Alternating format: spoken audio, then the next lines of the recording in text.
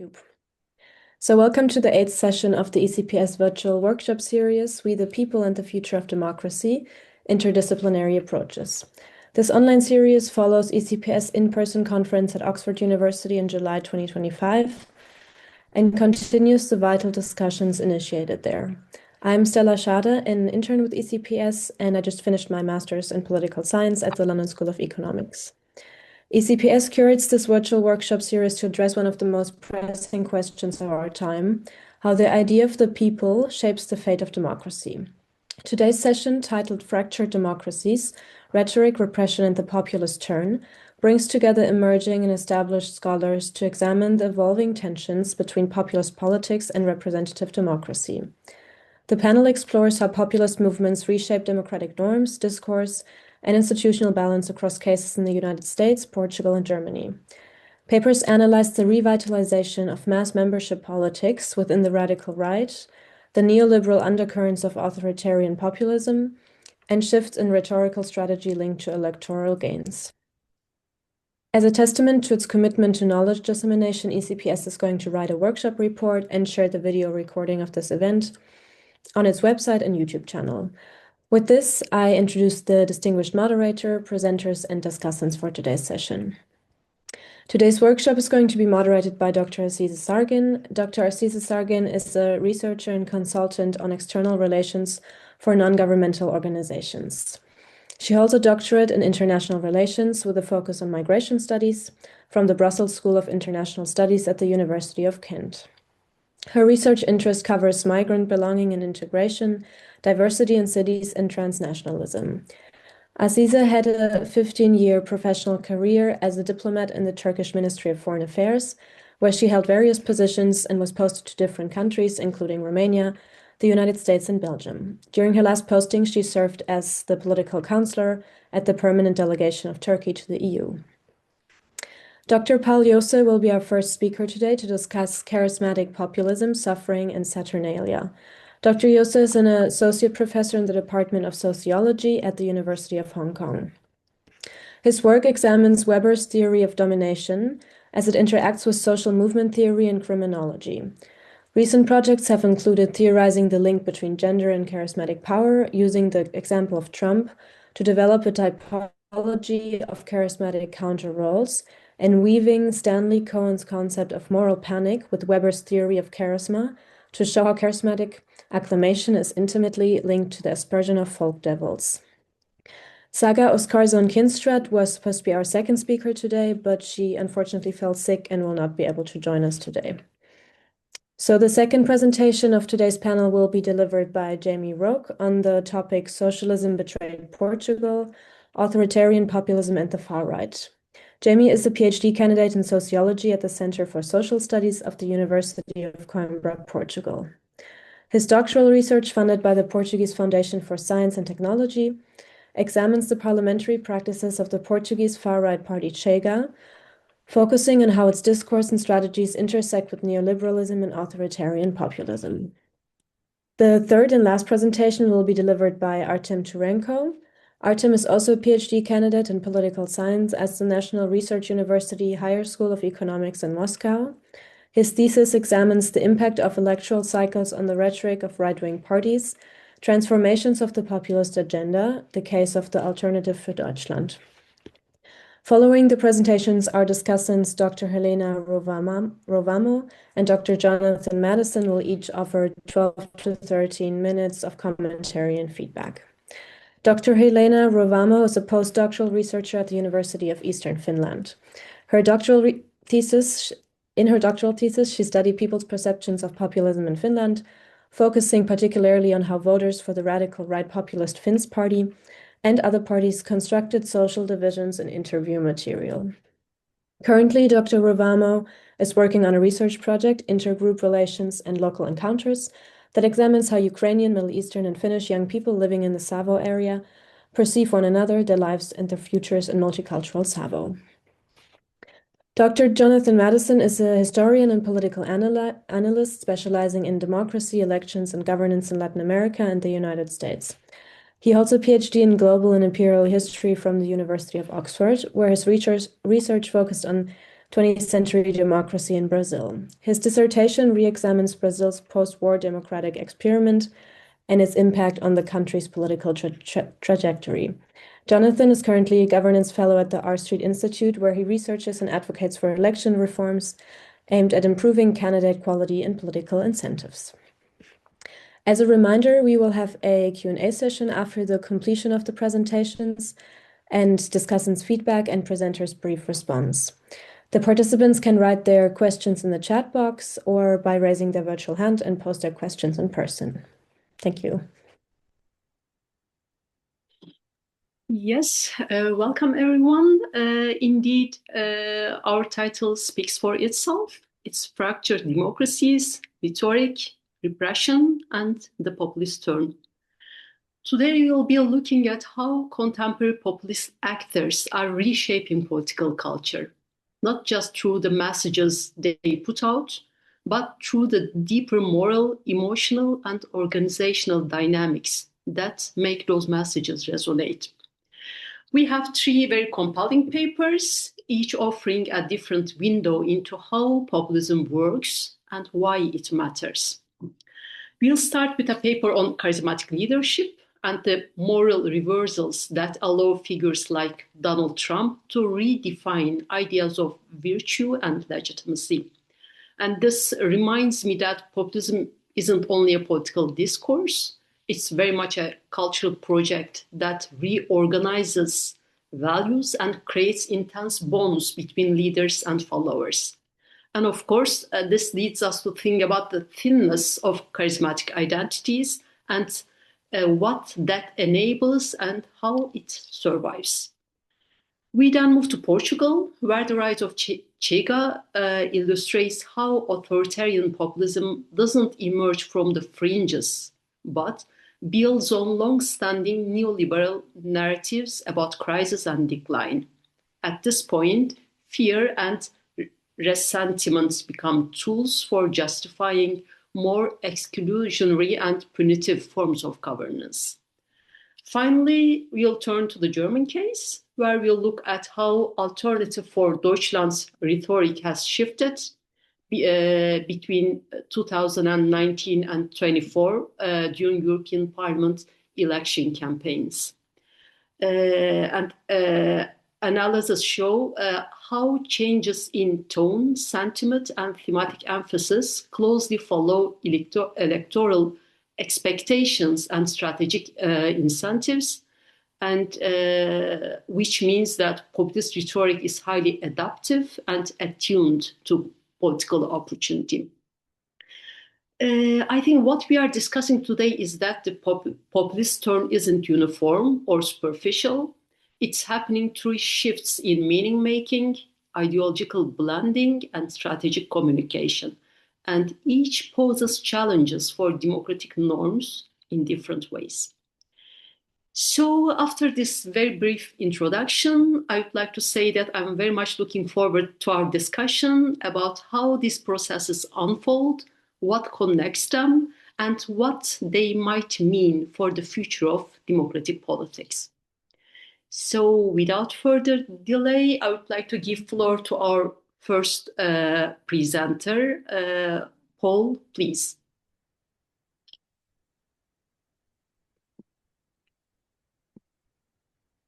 Thank you very much. I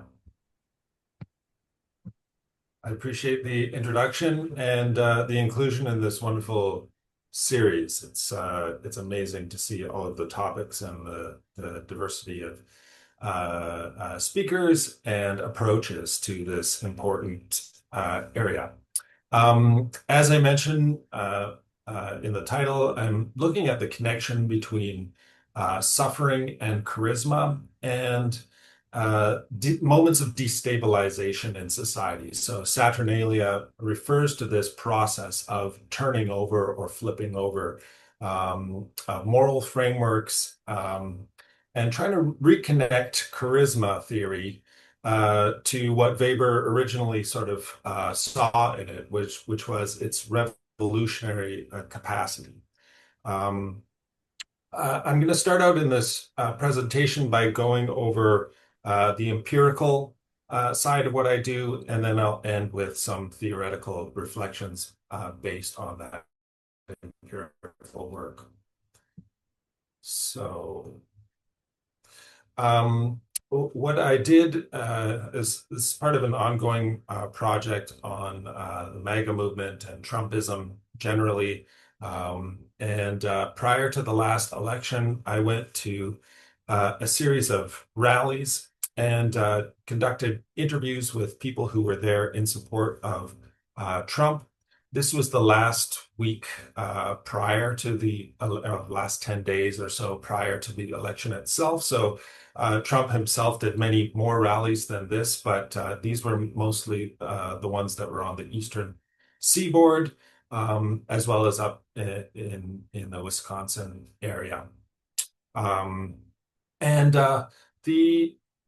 a theme sort of emerged in this final week. Maybe some of you may have remembered that he'd held a big rally in Madison Square Garden, and the Trump campaign made a big deal out of this, being in New York City, a supposedly liberal bastion in the United States, and being able to fill that large venue was something that Trump and his many attendant speakers took a lot of pride in. And so it was sort of a showcase event for Trump going into this final stretch of the campaign, but it was overshadowed by a joke made by a comedian.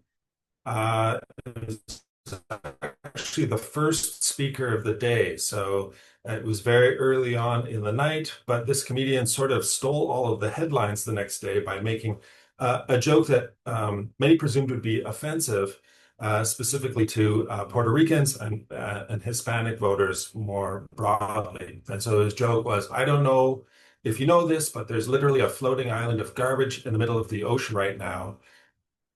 Punchline, yeah, I think it's called Puerto Rico. And so when this joke occurred, you can see the next day there was a lot of discussion about this. Some of the headlines Trump's mentioned there, but most of the discourse was about the offensiveness of this joke. And this was something that was presumed to be very consequential for the Trump campaign. So a lot of people were saying things like, congratulations, you just helped to elect Kamala Harris to be the first woman president of the United States. So there was this operating theory that something like this would be sort of catastrophic for the campaign, especially in places like Pennsylvania, where there's a large Hispanic community, and the importance of appealing to that audience and not alienating that audience, which Trump already had problems there.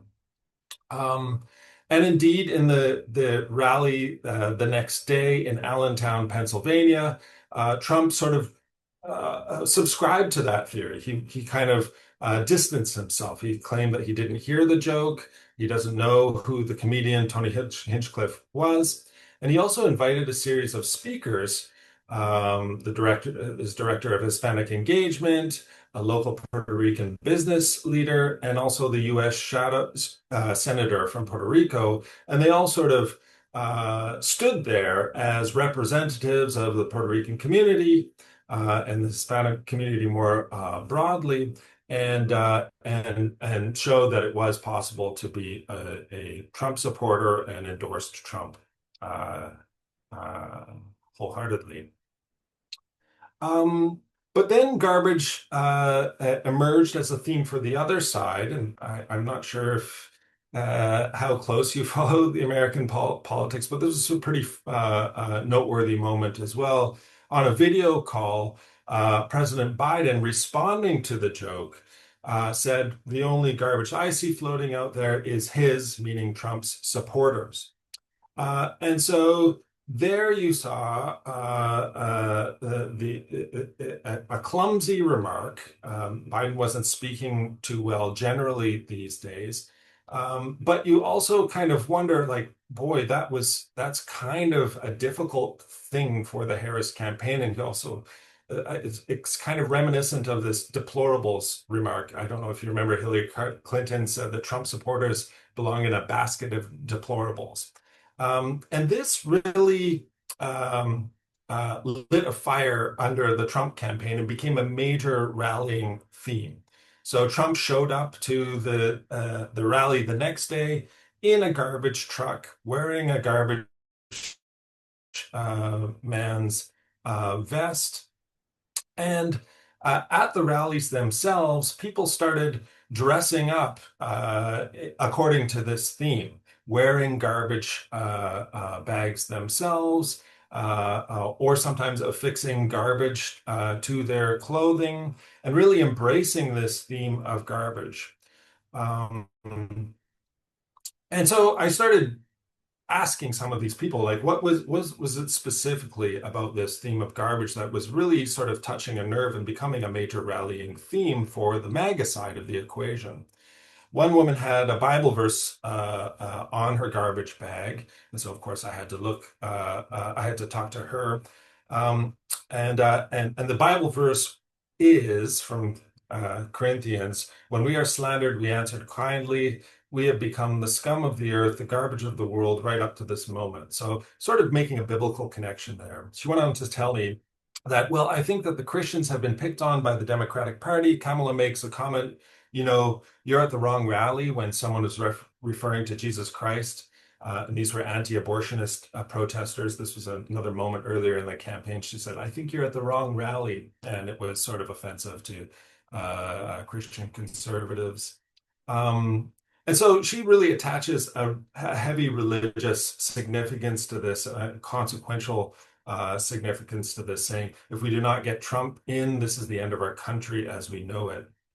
Other people didn't really have that religious theme going on. So this guy in Milwaukee wearing a garbage bag said, Joe Biden called me garbage. As a sitting president, calling us garbage people disgraceful.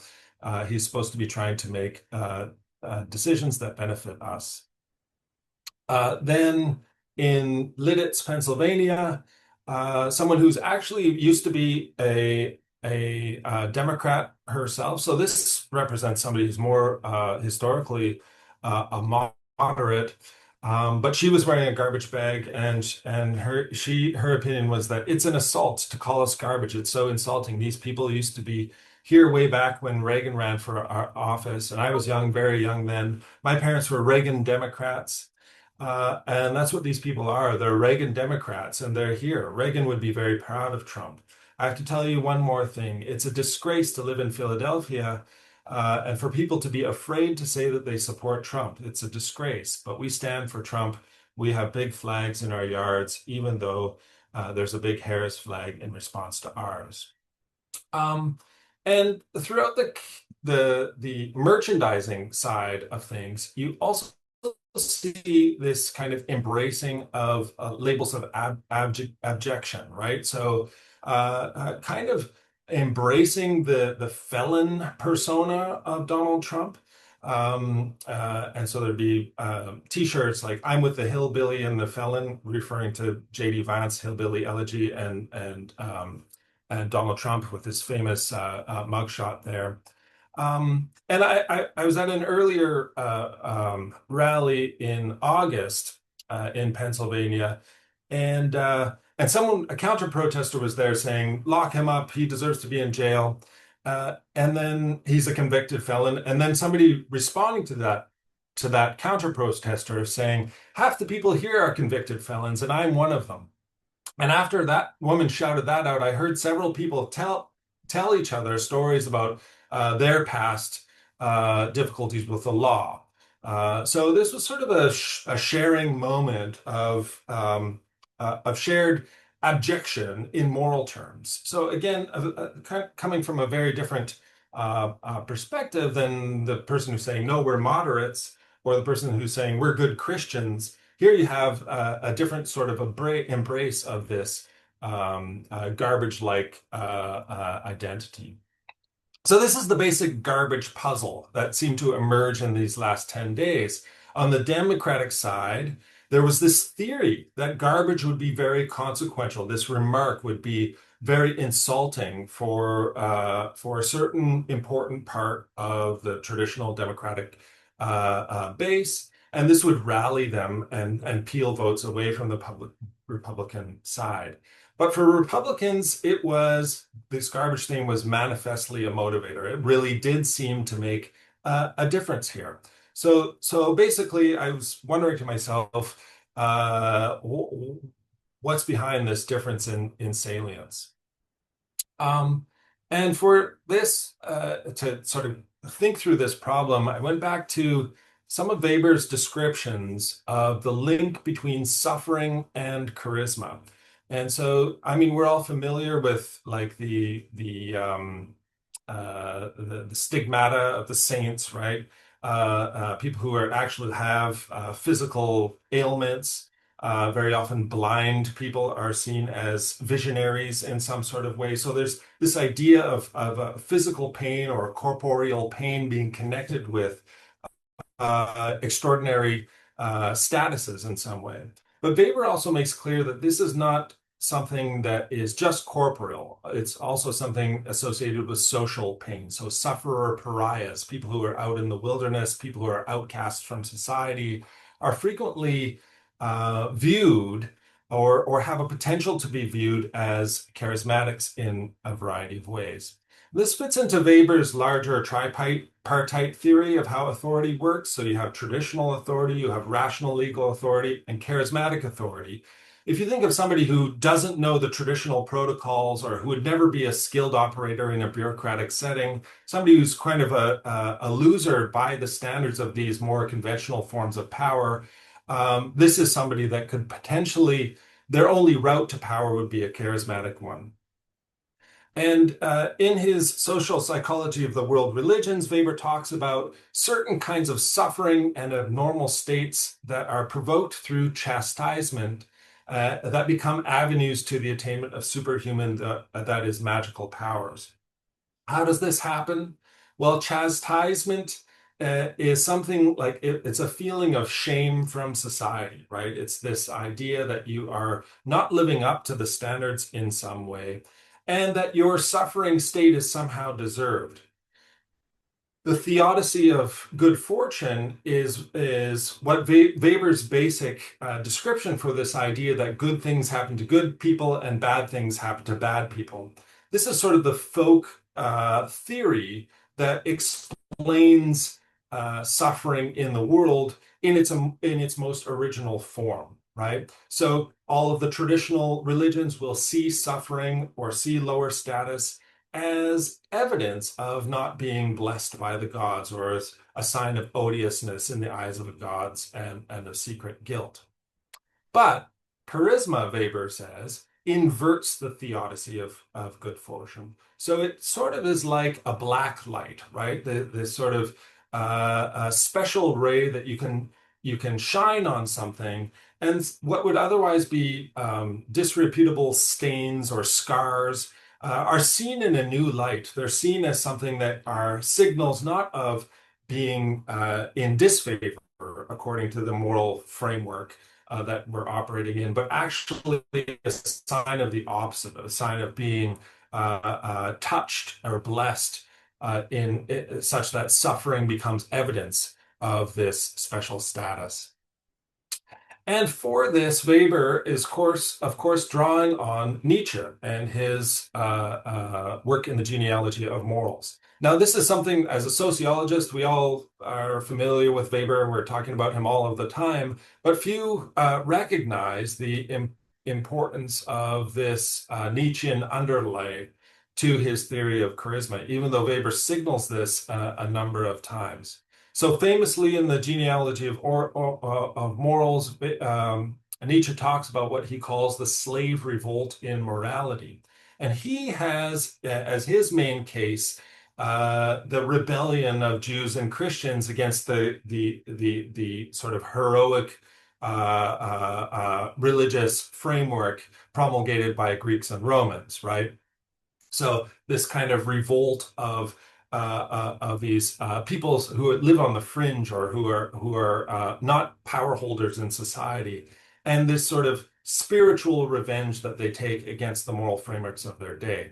So he writes, in opposition to the aristocratic equation, good equals aristocratic equals beautiful equals happy equals loved by the gods, they, that is Jews and Christians, dared with the terrifying logic to suggest the contrary equation, namely that the wretched alone are the good, the poor, the weak, the lowly are alone the good, the suffering, the needy, the sick, the loathsome are the ones who are pious, the only ones who are blessed. For them alone is salvation. But you, on the other hand, you aristocrats, you men of power, you are to all eternity the evil, the horrible, the covetous, the insatiate, the godless. Eternally also shall you be the unblessed, the cursed, the damned.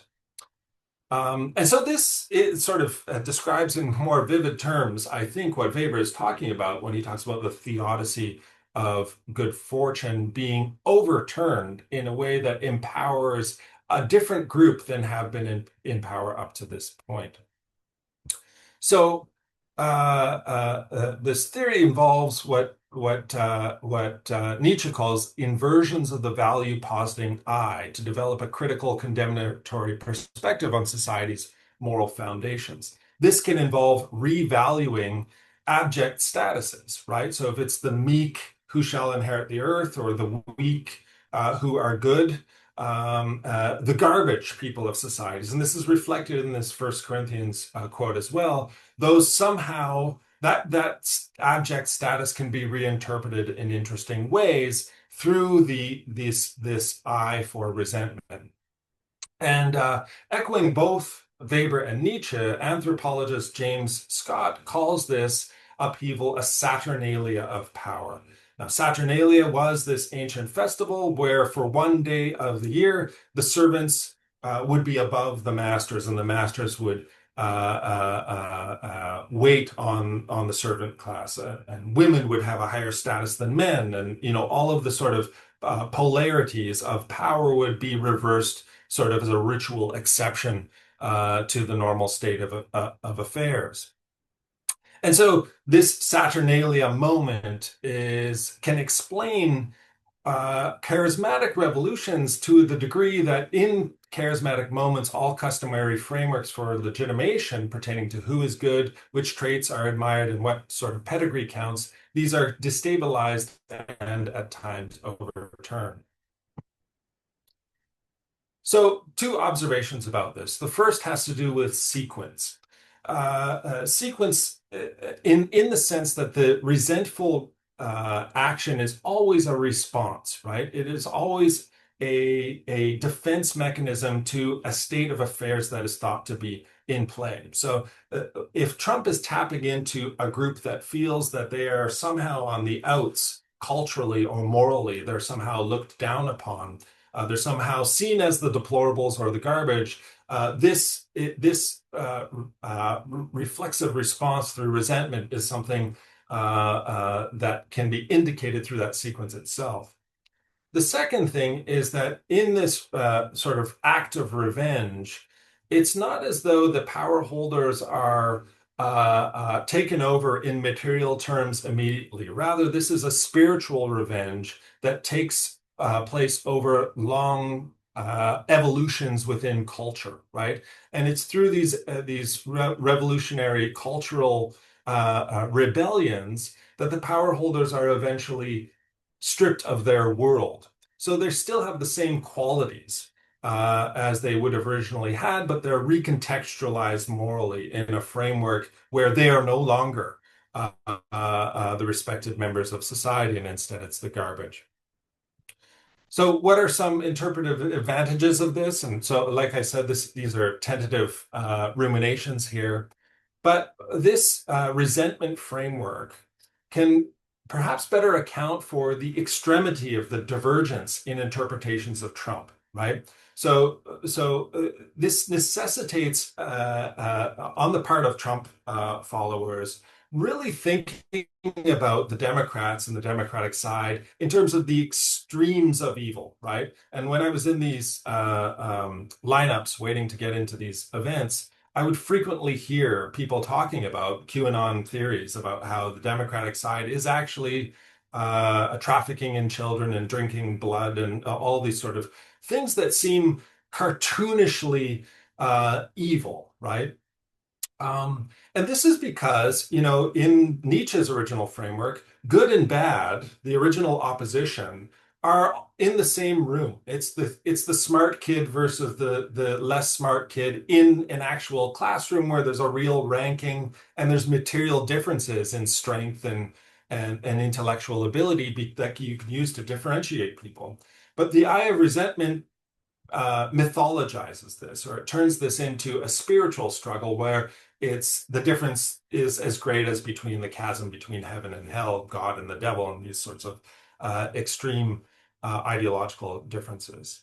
And this can also explain probably, or at least give an account for the intractability of polarization as it gets imbued with these resentful sentiments.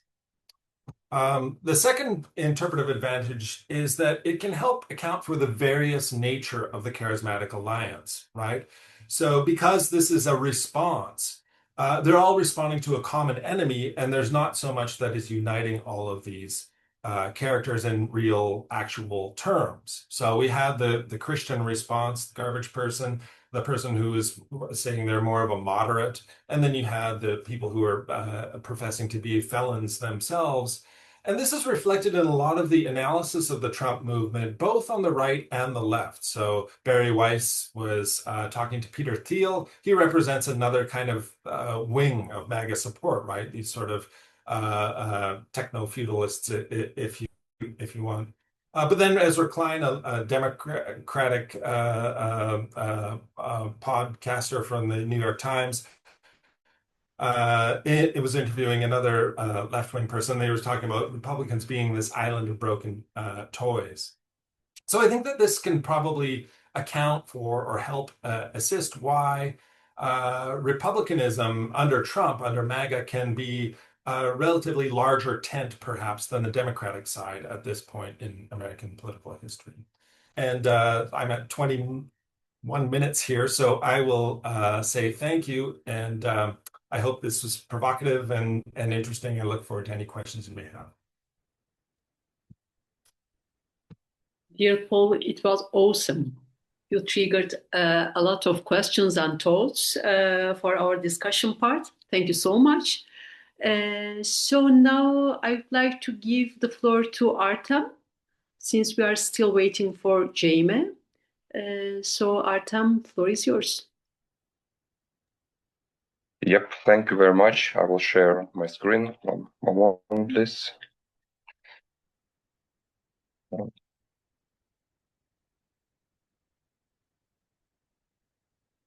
Can you see it?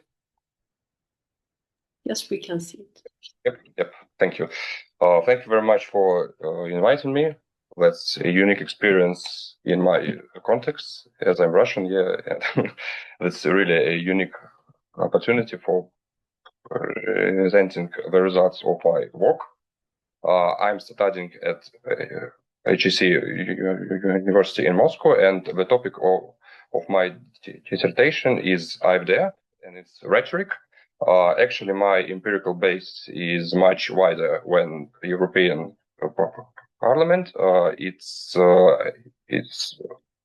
all about the regions of Germany, the federal lands, the Western federal lands, and the Eastern federal lands, the federal level, the Bundestag, and the European Parliament.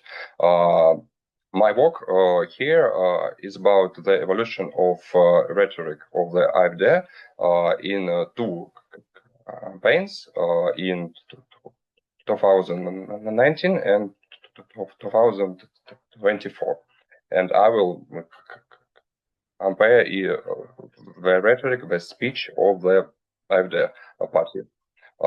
First of all, I would like to say that the AfD has been a part of the identity and democracy faction in the EP, and as you have already known, of course, it has been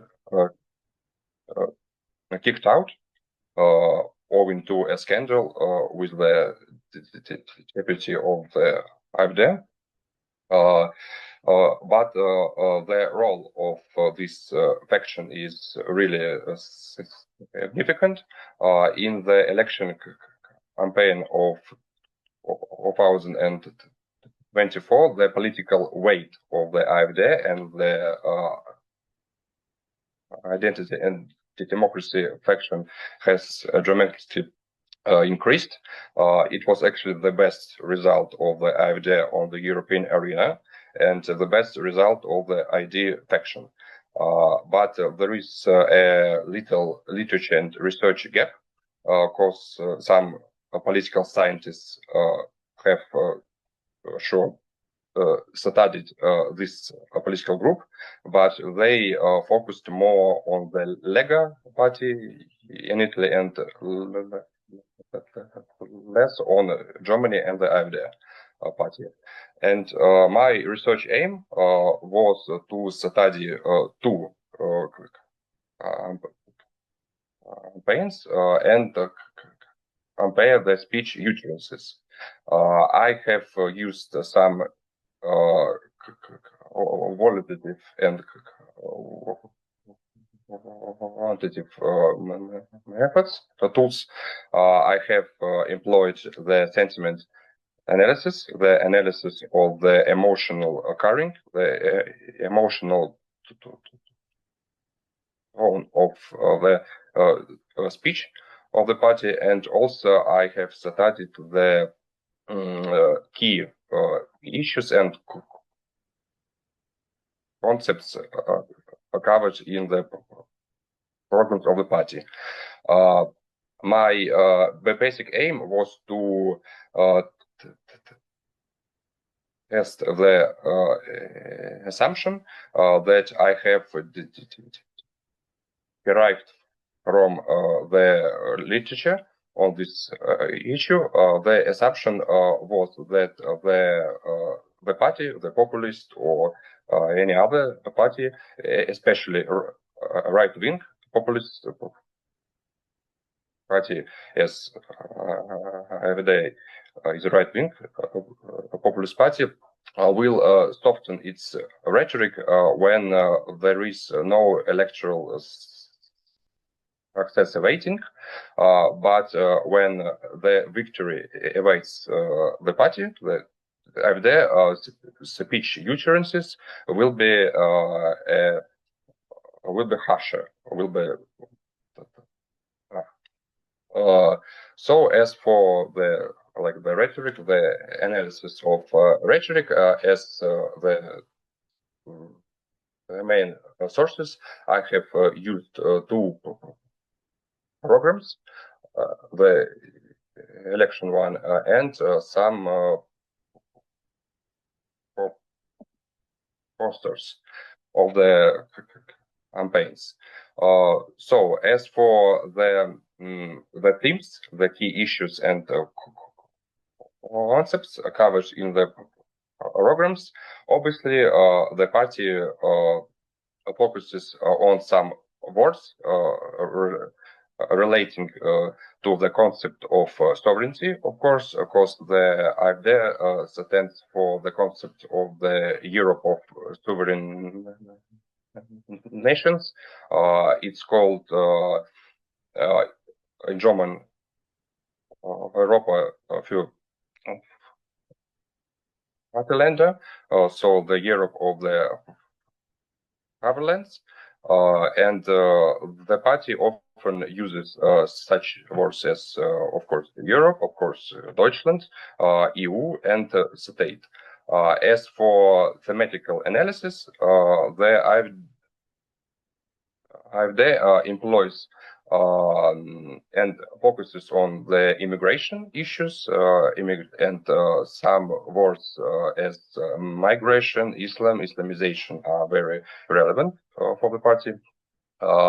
And it also uses mostly the words like the energy, the alignment of the economy, the social economic changes, etc. So as for the thematical analysis, the basic aim of the AfD is to gain more votes and to cover a wider electorate and a wider range of themes, of topics. So the use here is really obvious. But as for the analysis of the sentiments of the party, it should be noted that the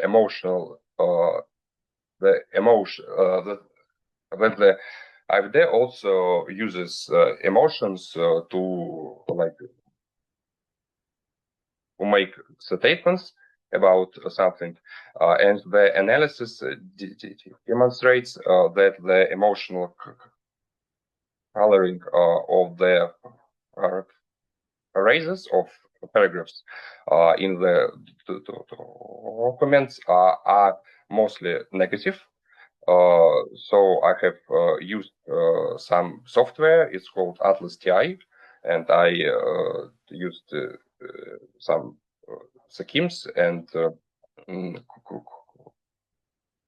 ordered the phrases manually, so that the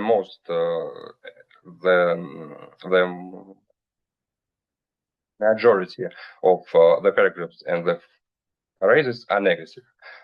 There are also some natural phrases and some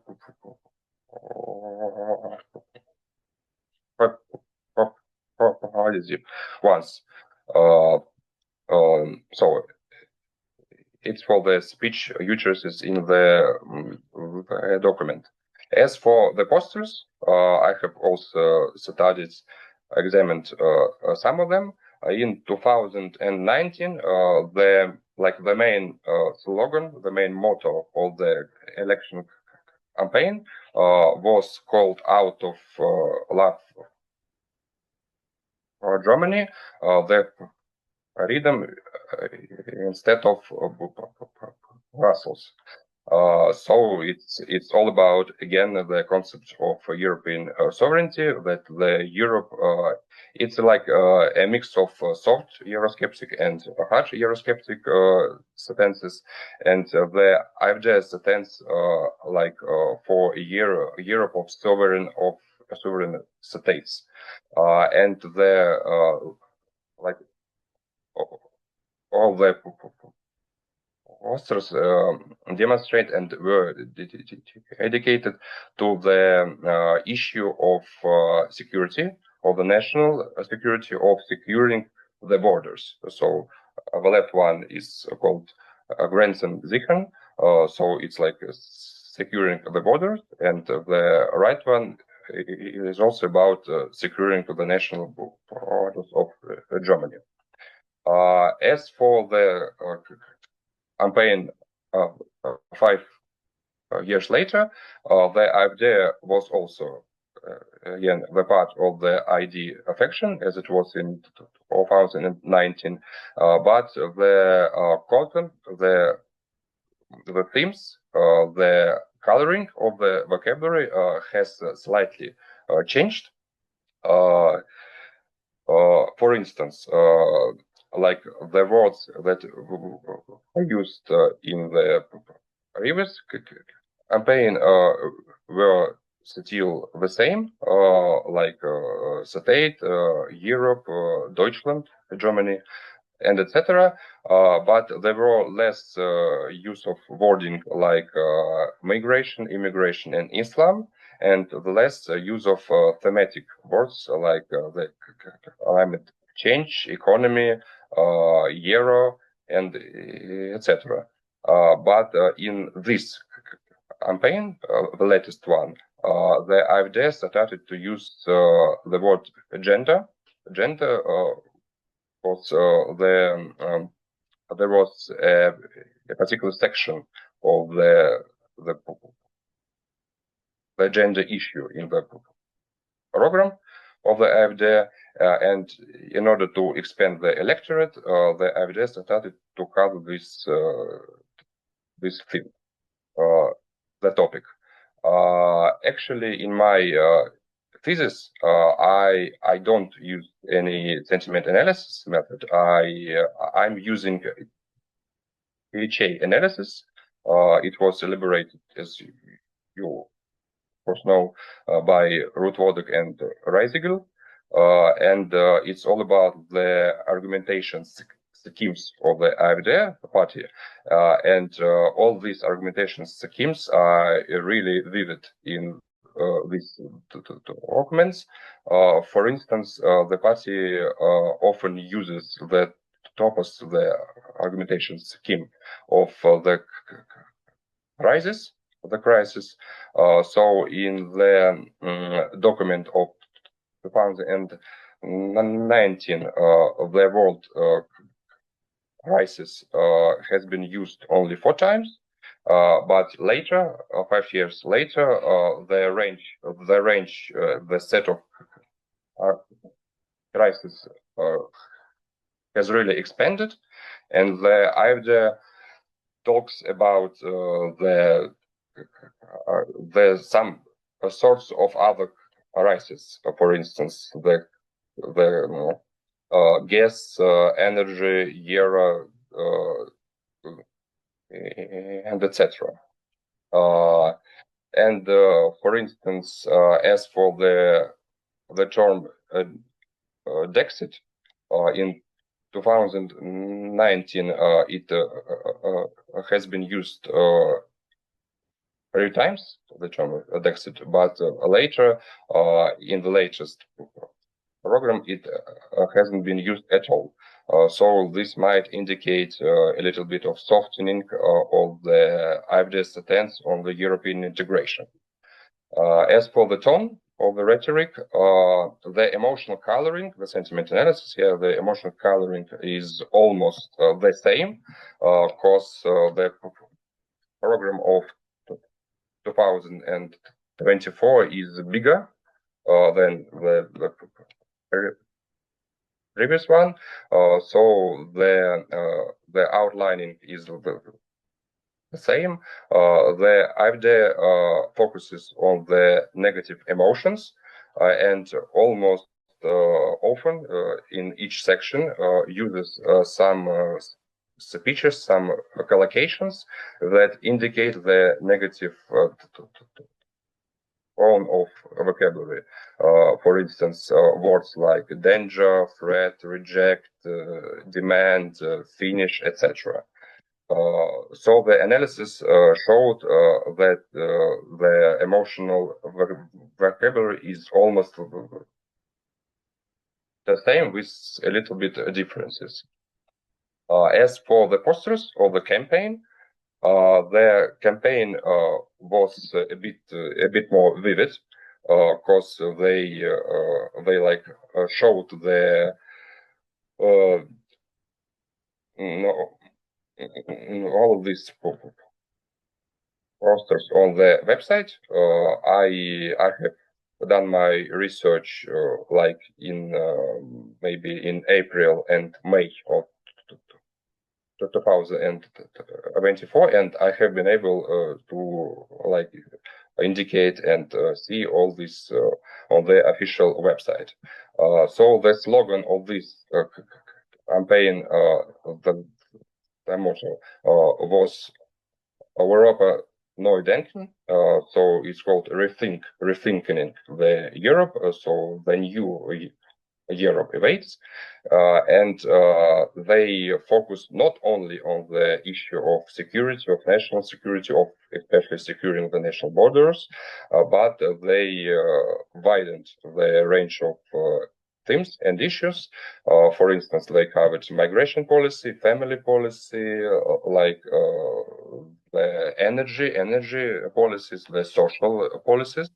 Of course, the main social demographic groups for them, not only the people, folk, das Volk, but also the children, first of all, and families, and especially families with children, because for the AfD, the ideal family is one father, one mother, and 1 or 2 children.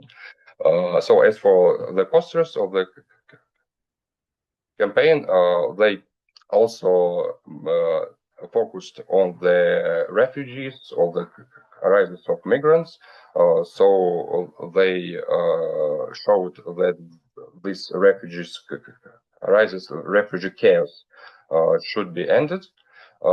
Then they stand for limiting the power of EU, and this the right one, Festung Europa, is called Fortress Europe. They see the Europe, the concept of Europe as a fortress. So and it should be consisted of sovereign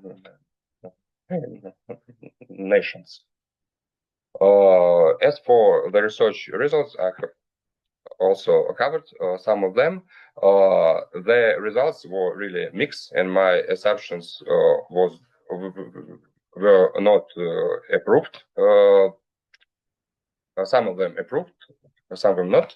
On the one hand, in 2024, the frequency of using words which serve as markers of right-wing populism has increased. The word danger, threat, ban, reject, and etc.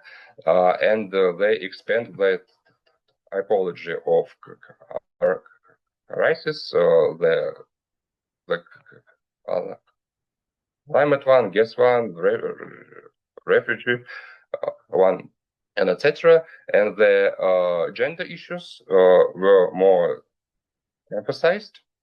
On the other hand, the emotional coloring of the IFD phrases had changed not very much, and they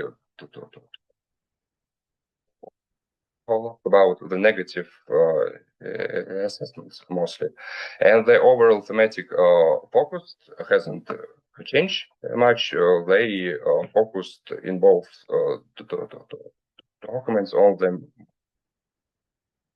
migration issues, but I haven't said yet that the stance of the AfD on the Islamization, the migration, the sovereignty of EU, on the Eurosceptic stance, this stance is going in line with the AfD faction stance, because the ID faction has issued and the Declaration of Antwerp in July 2024.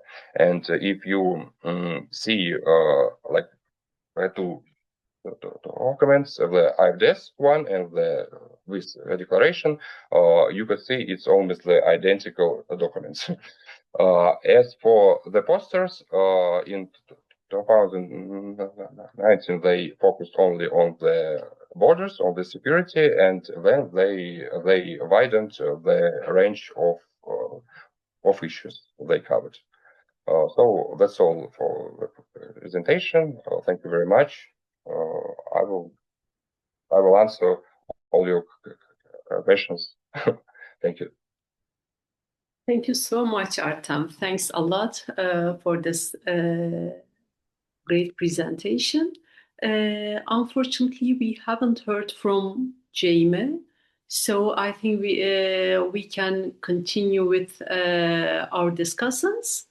I can give floor to Helena first. Okay, thank you. And first of all, thank you for the European Centre for Populism Studies for organizing these workshops and also for inviting me to join as a discussion today. And secondly, I would like to share my gratitude for all today's presenters for your really thought-provoking and high-quality presentations. And I think that all the papers are really theoretically solid and empirically grounded, and I think that these all provide some significant contributions to the existing knowledge of populism. And I think that kind of together these presentations demonstrate how the populist appeal is grounded also in people's kind of this affect and moral senses of morality, and that populism is, in its nature, deeply social phenomenon. But if I now continue with some more detailed notions, if I start with Dr. Do I pronounce it Juse or Juse, or how do I pronounce your name? We say Josie, but Josie. that's incorrect according to the original Dutch, so I don't really have an authority on it. You can say how you Okay. want. Okay, I prefer Josie then. Okay, thank you. So I guess that I have many notes here. I have some printed and some I wrote down while listening to your presentation. So I hope that I make my points clear here.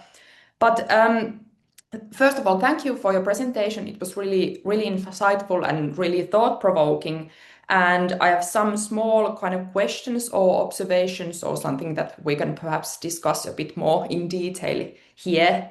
And firstly, a small methodological question. I would be really interested to find out that how these people that you've approached during these rallies, how they have kind of felt that when a researcher comes to them and kind of asks questions about their opinions about Trump and these related issues. So that would be really interesting to hear that how people kind of how people have kind of felt when you've approached them. And then perhaps more theoretical question about considering about your suggestion for kind of integrating these charisma studies with studies of populism.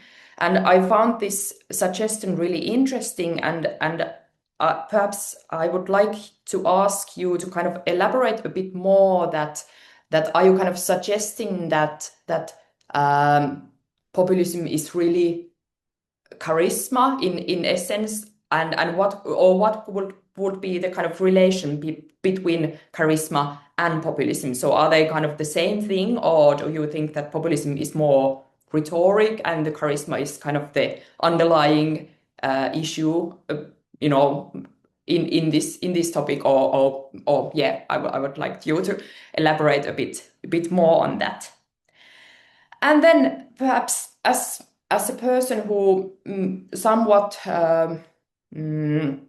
follows news or political news also from US at some level, and while listening to your presentation, I think that Trump really seems to be this kind of a perfect example of Weber's theorization of charismatic leader. And it seems to me, at least, that at least so far, nothing has really weakened his, the support of Trump, and not anything that he does. It seems that nothing can weaken his supporters' faith in him.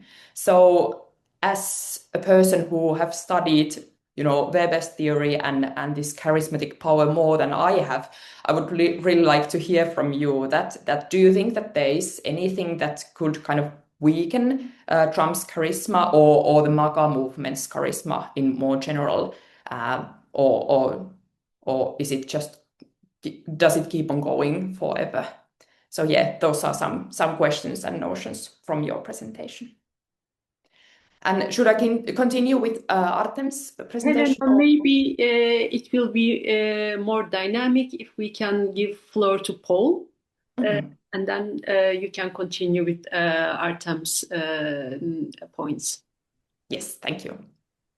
Thank you very much for those wonderful questions. On the method side, this is a political event. These are political events where people are there to discuss ideas, and they're MAGA supporters, and moreover, they're Americans. So not to be stereotypical on that last point, but they are generally, I found them very eager to talk, and not shy at all. And as I had some apprehensions about this, perhaps they would be suspicious of people affiliated with university or something like this. but they didn't really seem to care about that very much at all. And moreover, I mean, it speaks to the draw of Trump, but you're waiting in these lines for 4 or 5 hours just to get in the building. So people, on top of all of those things, they're kind of looking for something to pass the time, and so they're sort of a captive research population in that respect. So that's just, I didn't have any difficulties in that respect. The relationship between charisma theory and populism theory, that's a very important one. And I feel like these are two theoretical conversations that need to be integrated much more. I mean, populism, the thumbnail sketch of it is that it's about a people positioning themselves against or in opposition to a ruling elite. And charisma theory is traditionally, it's been very leader-centric. It's been all about the leader, and perhaps underplaying the importance of the ground of their support, which is a popular legitimacy that was working outside of the regular structures of power. So you can sort of think of these two theories as two sides of the same coin to a degree, one focusing on the leadership side of things and one more focusing on the popular or side of things. Now, I'm not saying here that every populist movement is going to contain a charismatic leader, or that every type of charisma is going to be populist in its orientation. There can be a charismatic coach of a sports team or something, and it'd be hard to but there's definitely an important overlap there. And I think that the insights, if they're not completely, can't be completely unified in terms of their range of application, insights from both can really help to flesh out the weaknesses in the other, I feel, anyway. And it's part of my larger project is to kind of make that integration happen. And then on the third question about what's going to happen, or can Trump's power be weakened in any way? This is, of course, the million-dollar question that many people are wondering about. Weber, in his descriptions, talks about charisma ending in a variety of ways. Through routinization, famously, right? So it's something that is sort of tamed and regularized. So when Jesus said, "This is my blood and my body, do eat this and drink this in remembrance of me," that was a shocking act in the moment. But then it becomes something that is repeated and patterned, and then sort of becomes sort of a boring ritual over time, repeated by other people. And it's sort of something that then can persist through time, not in its charismatic guise anymore, but simply as an artifact of traditional culture. But this routinization process always only ever happens from within the movement itself. It's the followers who take these things and routinize them. So whether Trump can be attacked, or whether he's going to be in the future some kind of figurehead that is mimicked and routinized, sort of the way that Reagan is today, perhaps, that's probably how the power is ultimately going to dissipate. In the short term, there's very little that Trump's enemies can do. This is why charisma is theorized by Weber as being revolutionary. All of the conventional tools, all of the political playbooks or the conventional wisdom or protocols for how to behave in a political situation, those are thrown out the window, and Trump is reinventing the game. So it feels like a cruel trick to the GOP contestants that he beat in 2015, or to the Democratic strategists who are trying to figure out, well, nobody could ever say this and still be successful. This would have ended the career of any other politician who said these things. Well, Trump is defying these logics as a matter of course, and that's the essence of charismatic revolution itself. So what often happens in history is that the holders of power resort to Macht, brute force, right? They abandon the contest for legitimacy itself, and they imprison or banish or kill charismatic challengers. So it remains to be seen how Trump's story will end. But there is a desperation there that because he's so invested with power, that we have seen extreme attempts to end his authority. So I hope that answers your questions. Yes, thank you. They answer my questions perfectly. Thanks. I imagine that there will be plenty opportunities to ask some follow-up questions, but I want to, give the opportunity to others as well to propose questions. So perhaps I now move to Dr. Artem Turenko. Yeah, okay. So first of all, Artem, I would like to thank you for your presentation and for your paper. And I think that your presentation brings really thought-provoking findings on the populist rhetoric, and it kind of demonstrates how the populist rhetoric changes over time. And I think that this is something that might be, really valuable in your research to demonstrate this kind of temporal dimension of populist communication. And your presentation also evoked some questions that perhaps we can discuss a bit further now. And perhaps firstly, in your presentation and in your paper, you state that, and I quote, "The Populist Party will soften its rhetoric during the election campaign when it does not expect electoral success. And when party is expected to win, the rhetoric will be tougher." And end of quote. And I'm not familiar with this analysis beforehand, and as I read through it, my kind of common sense feeling was that I would have guessed the trend to be kind of the opposite, that when the party is not expecting to win, and then it would have nothing to lose, then it would kind of go all for it. And then when it's expecting to win, they would try to, in some ways, kind of secure perhaps the center votes. So if possible, I would like you to explain a bit more in detail the logic behind this analysis and explain why the populist parties act in such ways as you propose. And on a similar note, I would also like to raise a bit more methodological question. And in your paper, you conclude that the AFD's assumption of winning or losing the following election explains the rhetoric that they have used. And I would like to ask you that how did you come to the assumption that the AFD is in fact expecting to be winning or losing in the following elections or during these different campaigns? And perhaps do you think that there might be some other possibilities that kind of explain the changes in AFD's rhetoric? And then finally, as I understand from your presentation, you have also analyzed these party posters as part of your study. And I would like to ask you that have you considered adding some kind of visual analysis to your paper, or perhaps not for this paper, but for some upcoming papers perhaps, as I imagine that there might be some really interesting features of this kind of visual rhetoric in these posters. So these are some of my notions and observations from your presentation. But once more, thank you for your presentation.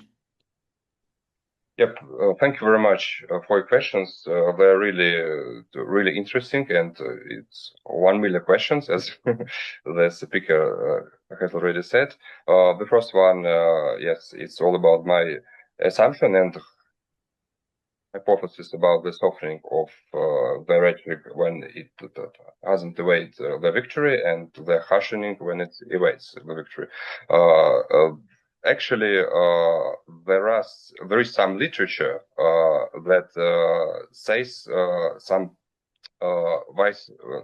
Like there is a bunch of literature that says that actually the party is softening the rhetoric, and the other set of literature of sources said that it doesn't soften the rhetoric.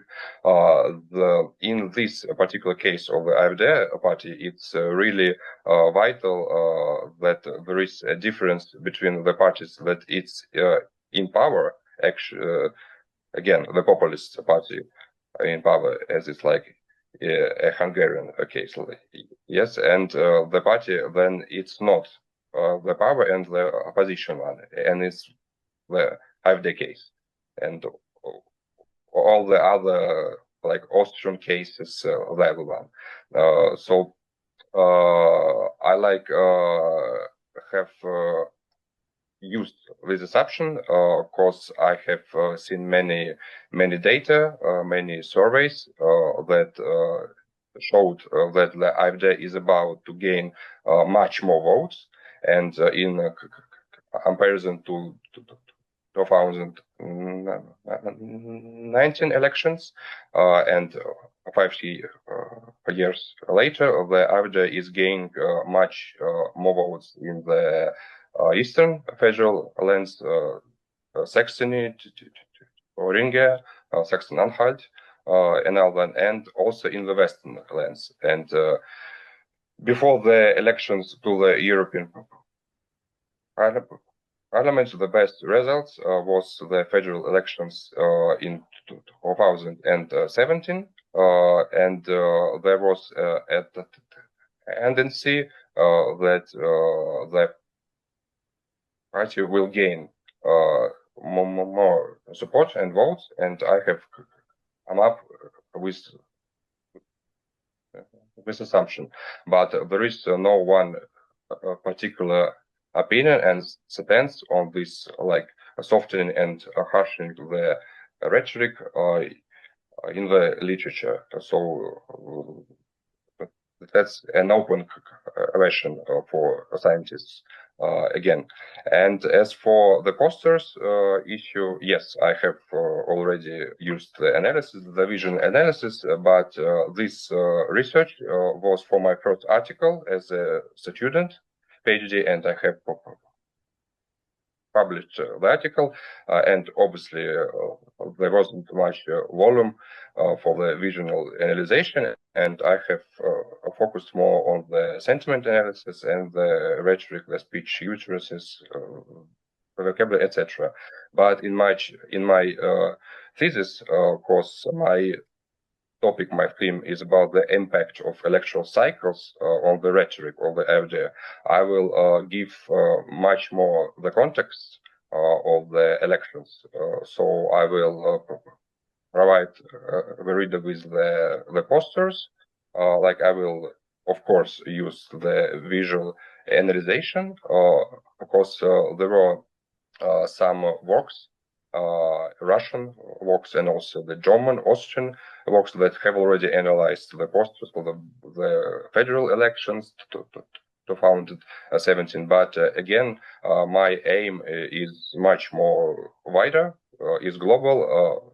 I will analyze all the regional elections, the 16 federal lands, the federal level, and the European level. So, of course, I'll do it, but not in this particular article. Thank you very much. Thank you. Yeah, I understand that you can't fit everything in one paper. So yeah, thank you. Thank you so much, Helena. Thank you so much, Artem and Paul, for your explanations. And now I would like to give floor to our second discussant, Jonathan. Floor is yours. Yeah, thank you very much. And yeah, thank you to both presenters. It was really good, and I really enjoyed listening to you. And I know it's always a difficult process to turn research into a paper and then turn a paper into a presentation. So I'm very grateful that you did that, and for the opportunity to be able to partake in your work here. So something that like stood out to me as I kind of reviewed all four pieces was just the really contested nature of populism. And I think anybody who studies populism is well aware of that. And so like what I thought is like one piece of feedback that I'd offer to all four individuals was just this idea of like teasing out more what is your definition of populism? How do you see it? And then, proceeding into your papers, because I think that really matters in kind of defining what it is we're looking at here. For Dr. Juicy, I really enjoyed your paper and I thought it was excellent. And it really details the need of these populist movements to kind of like play this victim role and how that, like you said, kind of links the leader to his followers in this very intimate way. And so I think it's a very valuable contribution. I haven't had, of course, the opportunity to read the full paper yet, but I've familiarized myself with your abstract and your presentation. And so I do think that it is quite well done from what I can tell. Uh, a few things that did come to mind is I mean, you talked about your interview with the woman wearing like the biblical verse and kind of how Christianity plays into this. And when discussing Nietzsche, you talked about kind of like this Judeo-Christian like rejection of heroic mythology and these different things. But I was wondering like, and this is something I know a lot of people have dealt with, and I don't expect you to have all the answers, but I guess from the perspective of your research, you know, how can Trump identify, especially with this like heavily Christian audience, when Christianity is in many ways the moral framework of the day, right? Like Christianity isn't rebelling against some hostile moral framework. It's rebelling against, in this case, Trump is rebelling against a moral framework that in many ways has been influenced and defined by Christianity. And it's a moral framework that he violates all the time. And so, how can he at the same time get this like Christian identification of like being oppressed when it is him himself that is violating a lot of Christian moral norms, I guess, is kind of a dichotomy that is interesting in the context of Donald Trump. Uh, to that same point, I was wondering if your paper goes in, or if you have thoughts on the role of like liberalism, neoliberalism, capitalism, these different things that I think, at least in my perspective, a lot of Trump supporters see as the thing they're rebelling against. Like, we want traditionality and Christianity, and these things have been usurped by like liberalism and neoliberalism or capitalism or like this overly modernized world. And so, like, is that what they're pushing against, or what is the role of those things in, this charismatic revolution, to use the term that you used? Another thing that kind of stood out to me in your presentation is you talked a lot about kind of like the social suffering and like his being oppressed by the judicial system or whatever. But you also mentioned in passing physical suffering. And so I was wondering like if your paper details anything about in linkage to Trump's like assassination attempt, because I mean he thought it was a big deal, right? And then like at the Republican convention, a bunch of people were wearing stuff on their ears in solidarity because he'd been shot in the ear. And so like I just, if you feel like that plays a role in your narrative that you're defining here and kind of that physical suffering aspect that you didn't touch on quite as much in your presentation. And then a final question that came to mind as I looked over your work was, you've identified this obviously very real phenomenon where like, Biden or Hillary Clinton or any of these figures condemning Trump or his supporters like has this process of linking them and like strengthening this identification with each other. But why does it never seem to anyway work in reverse, right? Like Donald Trump always insults his opponents. He demonizes, as you pointed out, as evil the people on the other side, and like it never seems to have the reverse effect. And all of these people who like take such great offense at being insulted don't see Donald Trump's insults as disqualifying. And so this phenomenon you've identified is clearly very real, and I think you've done a great job of drawing it out here. But like to me, the main question that comes out of that is like, well, why does the reverse never seem to apply? And so that was kind of the feedback I had from your paper, if you want to take a few moments to respond to that. Yeah, thank you so much. And there's so much there, and I don't think I have adequate answers for all of these things, but I can offer some thoughts. So Yes, Christianity is the dominant moral framework or cultural background, however you want to. The civil religion is sort of rooted in Christianity, of course. So how is it that how can that be something that is a launch pad for a rebellion in Christian terms to begin with, right? And how can Trump represent that rebellion? Well, those are two different questions. I do think that there is the capacity for internecine Christian fights, right? So just because there's like an overarching framework of Christian morals or whatever, doesn't mean that various tributaries of Christianity will not be criticizing each other in the strongest terms. So you still can have that form of contestation, I think, even if it is the case that Christianity is hegemonic. But of course, they will see Christianity also at the same time as something that historically was hegemonic, but is perhaps losing ground. So there is sort of a relativistic aspect to this. So the Make America Great Again, a big component of that is, from their perspective, making Christianity the dominant framework once again. So they feel like they've lost ground, I think, in that respect. Trump as a Christian figure, yeah, that's a difficult one, right? And this is a big puzzle, but there's no question that Christians overwhelmingly support Trump. So there's been various theories that I've heard that some say that he is sort of a King Cyrus figure, and that represents some Old Testament figure who was imperfect.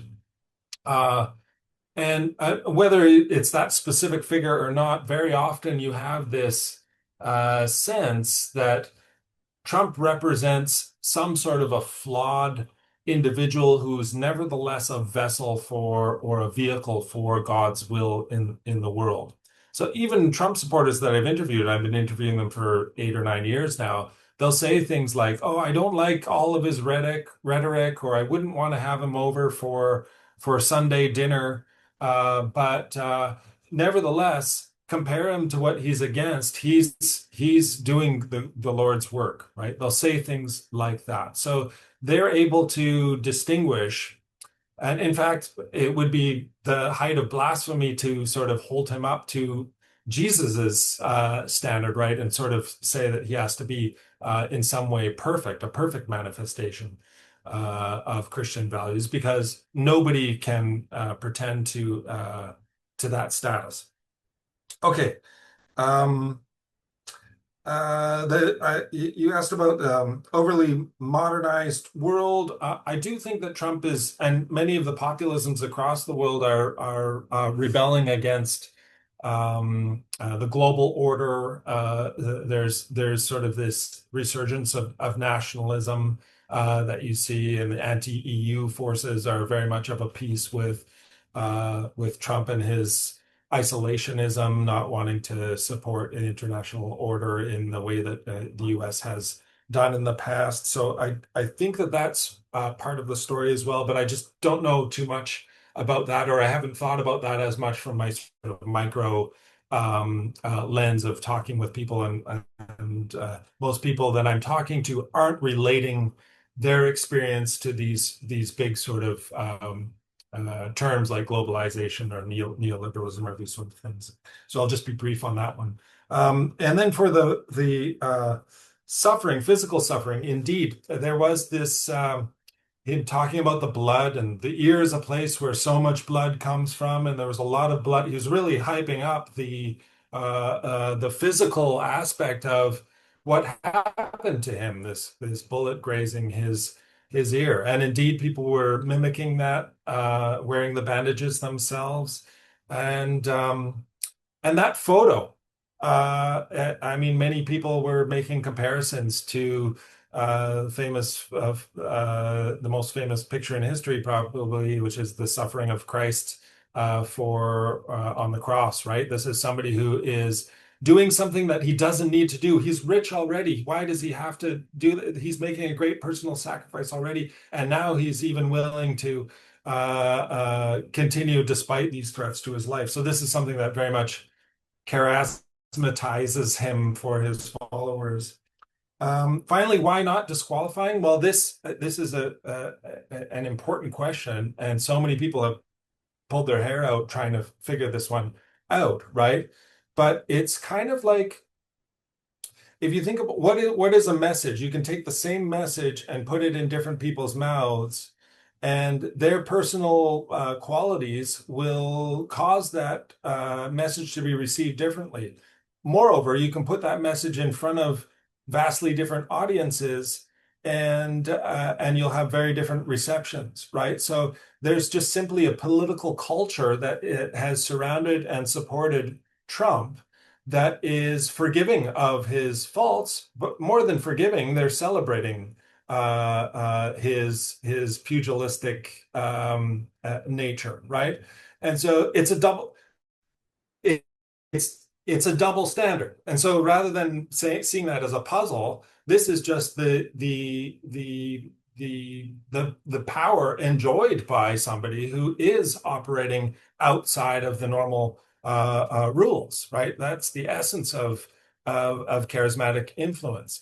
And so Trump can say, I mean, the everybody thought I don't know if it seems like ancient history now, but when Trump was caught on tape saying, I don't want to repeat it, but you could, talking about women, and you could grab them, right?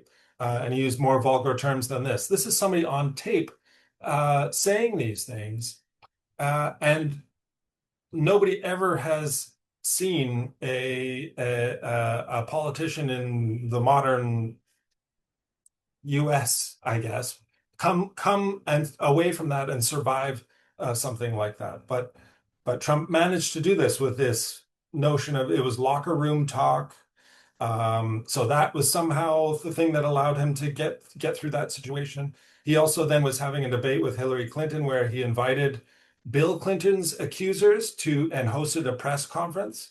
And then he was able to say, well, what I was doing was just talking about something, which of course is not true. He has multiple women who have accused him of sexual assault as well. But he was able to say in that moment, in the context of that press conference, well, I was just talking about something, but these are women who are talking about Bill Clinton and his actions. And Hillary Clinton criticized these women. So, I mean, it's impossible to imagine how somebody like Donald Trump could be on the side of victims of sexual assault. But this is just an example of the kind of dramatic double standard that becomes possible in these situations. So I can't really explain it other than to just say that that's the essence of the way that charisma works, I think. I hope that answered your question. Yes, thank you. That was very good. And yeah, I really appreciate your paper, so I'm interested to see what more comes out of that. Turning now to the paper from Mr. Tarenko. I thought this was a good paper as well. Thank you for sharing it. I especially think that the analysis in the paper and the research and the methodology you employed was really well done, and you've brought a lot of valuable research on the campaign messaging here. So I think that that's something that a lot of other researchers can perhaps capitalize on, and so I think you should be proud of that work there. But here I did especially want to emphasize this idea of like, what is populism? How do you and how does this paper conceive of populism? Because populism is used obviously a lot as a term, but there isn't a clear definition given as to what it is. And I think that that brings up several other subsequent questions. The paper at different times seems to identify populism as language that references dangers, threats, or crises. But surely someone, if populism is this ideologically thin, or if it's a political style that is devoid of ideology, surely someone using ideology could reference dangers, threats, or crises. So I don't know that the use of those terms alone is enough to say this is a populist thing.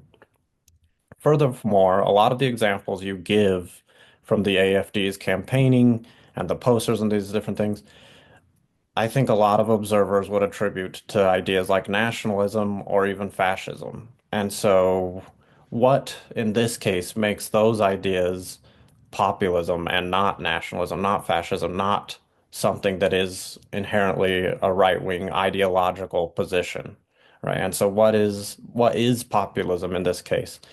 And so, I think the paper a lot of times interchangeably would move from saying, well, we see a radicalization of rhetoric or we see more populist rhetoric. But I don't think that those two things are actually interchangeable. I think there's a difference between using more radical rhetoric or saying someone's using more populist rhetoric. And to be able to say what that difference is, it would be necessary to know what your definition of populism is and why you consider this language that they're using or these tactics they're using to be populist in this case. And then kind of going back to the question that you were asked before by my fellow discussant, I was a little confused and perhaps just curious about to understand the directionality that you assume here. And so you talk about if the party thinks it's going to lose, its rhetoric is toned down. If the party thinks it's going to win, then it becomes more radical.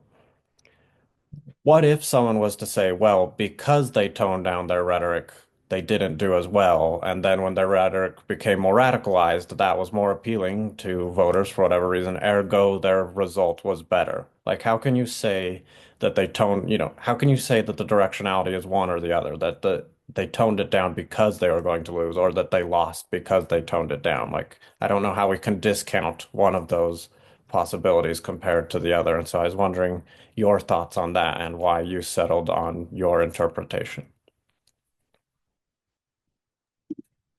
Thank you very much. Hey, again, for questions, I wrote it down. So the first one is about the term, and it's the difficult one because so the article is very small, and I wouldn't use so many interpretations of this phenomenon. So, in my opinion, there is a bunch of interpretations of populism we can find in the literature. First of all, of course, as I see it, is a thin centered ideology as a cosmos order, says the Dutch political sciences, and it's for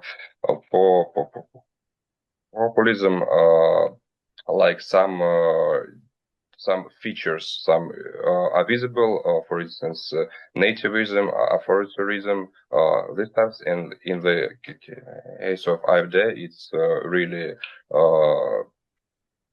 really shown in the rhetoric and the discourse. Also, the populisms could mean the political style, and the political style consists of many appealing emotionally to the potential electorate, and in this sense, the AfD rhetoric is also a political style. So in this article, it's a mix of a thin-centered ideology and a political style. So the next one, it's about my interpretation of this phenomenon, and I can say that in the case of AfD, there is a particular feature, a distinctive feature that the AfD it's not like a unified political body. It consists of two particular wings or camps. I don't know, a moderate one and a harsh one. So-called a moderate one and a harsh one. So the harsh one is really a right-wing nationalist, maybe like neo-nationalist, neo-fascist. So all the political sciences are not sure how I can call it, and it's like the camp situated in the eastern federal lands. It's like Bjorn hockey camp, and the moderate one, and it derives from the economist wing of the party. Of course, initially the party was a part of the economist wing of the FDP party, and like the establishers of the AfD were economists, doctors like Luque and etc. So nowadays, and at the beginning of the history of the party, there is like a battle, a fight between two political camps, and it's really visible in its rhetoric, and like the programs for the or Bundestag or Parliament on the European level is a balance of these different political opinions and political stances. As for this point, I can also highlight that here is the self-representation of the AfD is really vital. Of course, the AfD calls itself, represents itself, positioning itself as many sorts of parties, and it's really in the documents. Of course, it names itself as the Freedom Party, the Liberal Conservative Party, the Nationalist Party, the Party of Germans. It's like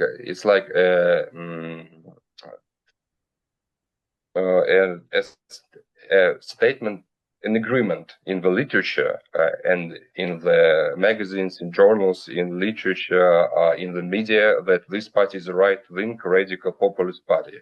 But in fact, it's not that simple. Of course, it uses a mix of left populist statements and opinions and the right-wing populist. And in this case, it's definitely a populist party, but a little bit in the middle of left and right positions. As I use the terms, the populist, the radical populist, like the danger, yes, the words like danger, ban, threat, can't indicate itself that this particular political party is a populist one. But as I have said, I linked with argumentation schemes in the DHA analysis by Rhetoric, and we can clearly see this line of argumentations. Because if the Germans they see the danger of the crisis, the danger of immigration, the danger of like Russian-Ukrainian war, we should battle and fight with dangers. So it could be indicated only in line with argumentation schemes. And the most difficult one, it's all about the softening or harshening the rhetoric. Honestly, maybe I had initially a false assumption that the party should soften its rhetoric, but again, I have read many papers about the parties in government, in opposition, in power, and not in power, and there is no agreement on this issue. But my research showed that the AfD party should have gained more votes, more political support, and it has I actually gained votes, but the rhetoric didn't change that much. So, like, the further research could be obviously done here, and maybe the vice versa assumption could be researched. Yeah. I guess I covered all the questions. Yes. Thank you very much. I appreciate it. Yeah. Thank you. Yeah. Thank you. I'll turn it back over to our presenters here. Okay, thanks a lot. I think this has been a very rich discussion. Thanks to our very able discussants, and thank you so much for the responses from our presenters. So we still have some time. I can open the floor for questions. I've seen one in the chat. First, I'll start with them and then give floor to Bülent. It's from Nicola. He says, this is for Paul. I want to ask you about economic grievances. You are presenting the argument as a way of cultural representation achieved by the left behind from Trump. Did you hear talks about economic problems, about relative deprivation and feeling disrespected by elites or others in this kind of way during your interviews or waiting in the lines? Would you say that it works as a precursor for the feeling of cultural disrespect that you analyzed and showed? Thank you once again. Yes, Paul? Yeah, thank you. It's a great question. I did hear about economic problems. People were talking about inflation quite a bit in this lead up to the election last year. And they also were quite enthusiastic about Trump's proposed solution to economic problems, which was his tariff promise for tariffs. Trump's said at many of his rallies that tariff is the most beautiful word in the dictionary. And so a lot of his supporters sort of bought into this notion that it's a tax on other countries and that money is going to flow in.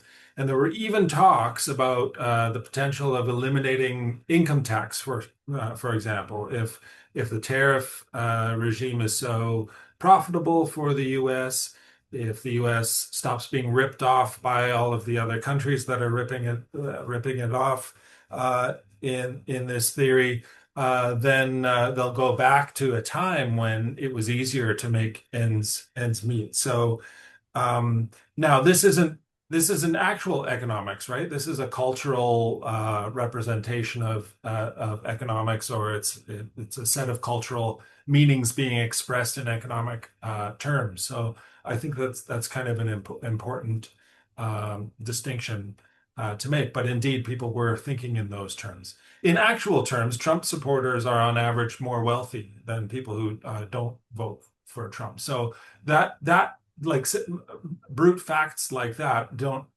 necessarily have too much relevance to the representational aspects of how Trump has power, I think. Thank you. Bülent?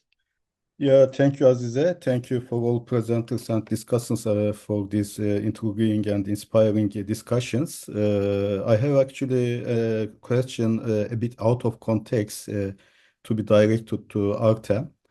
I wonder how could they study populism, radical right, extremist right, far right movements in Europe under the administration of Putin, since we know that all the literature is talking about the support of Kremlin to all far-right, populist, radical right movements in Europe and beyond the Europe, as we recently seen by support of the Trump administration, and that we see recently in the National Strategy Report of the Trump administration. So I wonder about the approach of the Russian academia of this kind of issues, despite the Kremlin give a huge support for this kind of populist radical right, extremist right, racist, xenophobic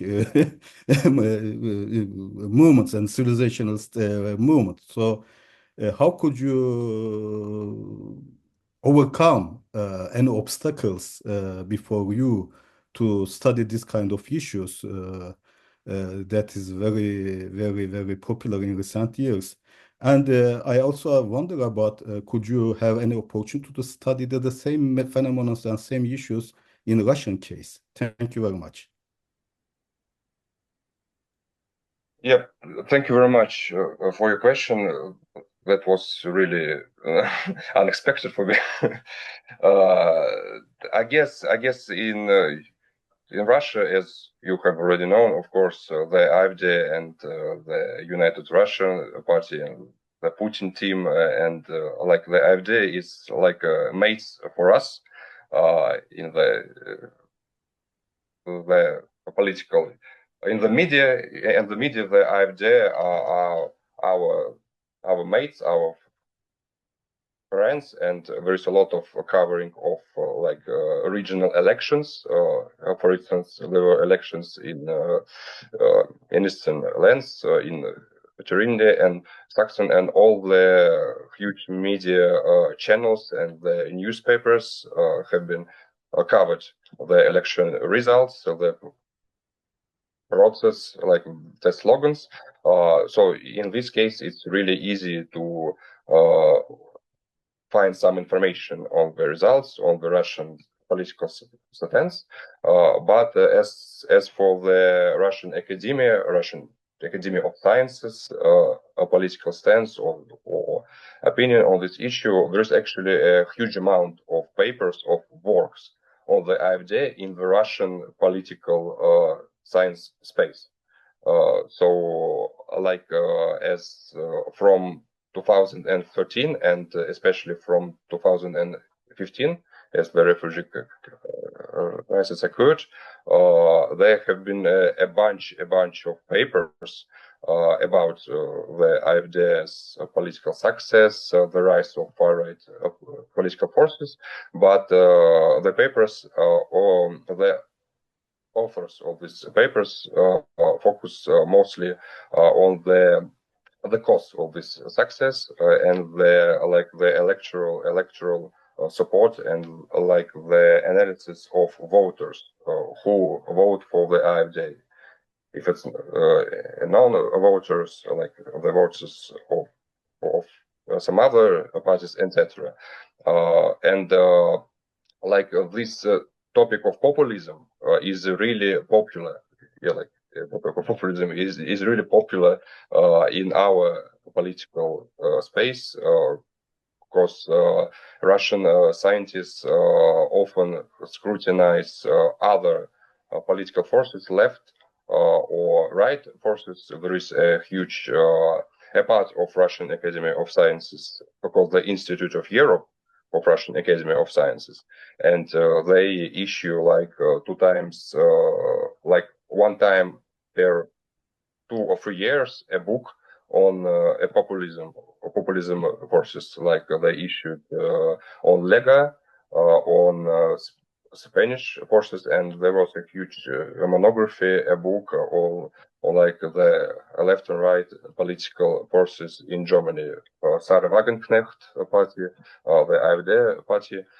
So for me, as I study a far right party, there is no like there is a good atmosphere for me to study. But on the contrary, if I studied maybe some left party with a huge LGBT stance or etc., it's really difficult to scrutinize it in our political environment. And moreover, the last thing I want to say that in our doctoral school of political sciences, I'm only one that studied European case. All all our students study Russian cases, and they study like the elections, like the budget, the fiscal system, and they try to like avoid obstacles of how to name some things in Russian politics. For them, it's really difficult, and as for my team, I could say almost anything about the AfD party, and it will be great. So there's no problem for me here. Thank you. Thank you. Thanks a lot.